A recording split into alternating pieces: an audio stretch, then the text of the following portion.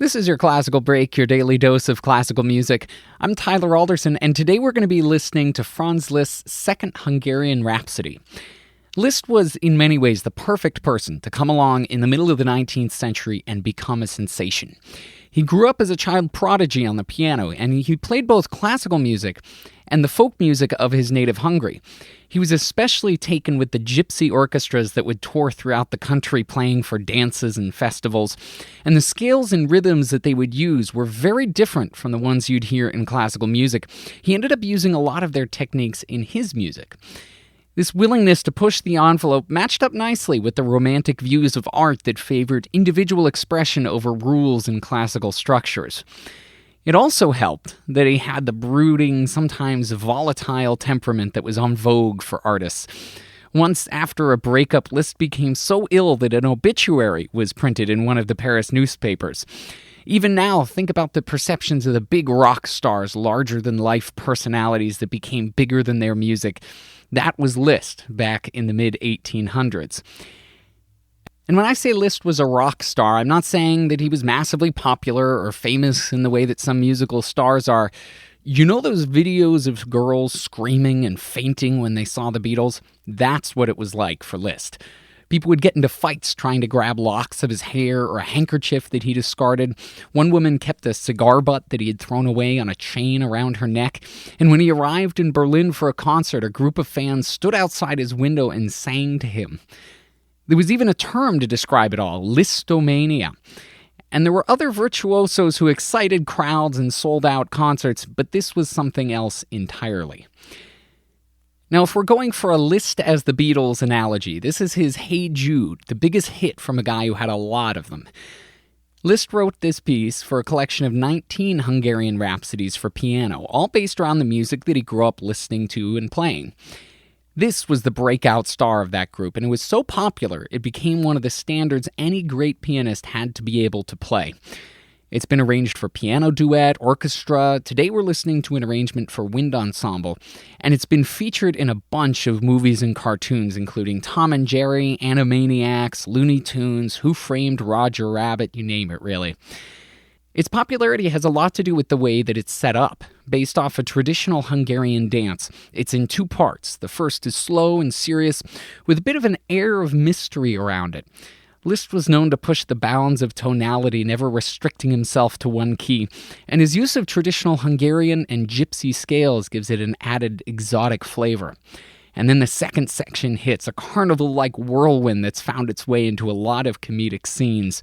The contrast between the two, with the wild energy ramping up as the piece goes on, that's part of what's made it a favorite with audiences for over a century and a half. Here's the U.S. Naval Band with Liszt's Second Hungarian Rhapsody.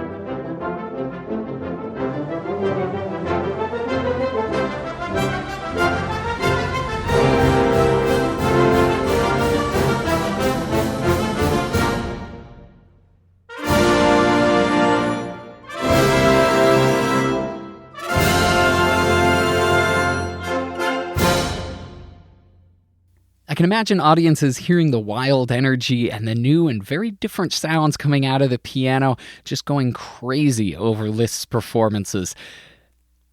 Thanks to the U.S. Naval Band for putting that up on musopen.org. And thank you for listening. If you have the chance, please rate and review this podcast wherever it is that you're getting it.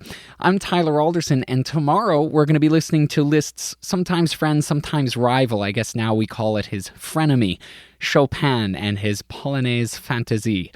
See you then.